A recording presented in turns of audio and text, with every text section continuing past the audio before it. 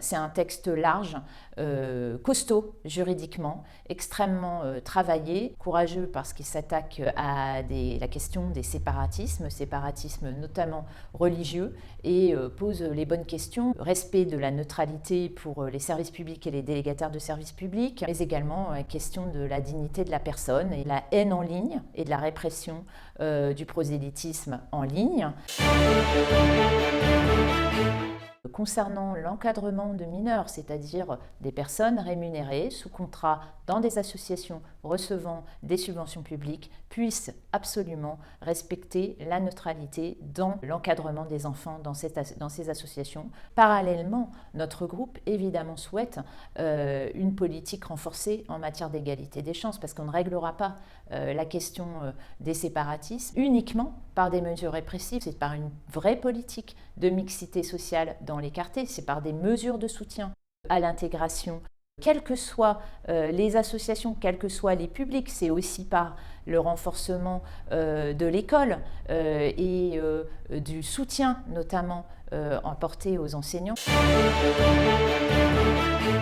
C'est une loi qui finalement les protège et protège notamment le culte et les musulmans. Elle réaffirme la laïcité. La laïcité, c'est quoi? C'est le respect des religions, le respect de la pensée, mais faire en sorte aussi qu'aucune religion ne doit imposer sa loi. Il est heureux qu'un certain nombre d'organisations musulmanes puissent s'engager sur un débat fondamental qui est la signature d'une charte de respect des principes de la République. Ce que nous souhaitons avant tout, c'est lutter par cette loi contre le détournement des religions à des fins politiques.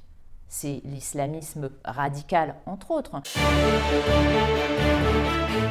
Mieux contrôler, d'un côté, les financements venant de l'étranger nous semble extrêmement important, mais d'autre part, devoir trouver des solutions pour la construction de ces nouveaux lieux de culte qui concernent principalement la communauté musulmane. Nous serons particulièrement vigilants à la réponse qui pourra être apportée, notamment à l'amendement de notre collègue François Pupponi, parfaitement au courant de ces sujets, et nous souhaitons défendre avec le groupe Modem et Démocrate un amendement permettant justement pour arrêter ces financements étrangers, permettre une meilleure déductibilité, passer la déductibilité fiscale à 75% des dons qui pourront être faits justement pour les financements de lieux de culte.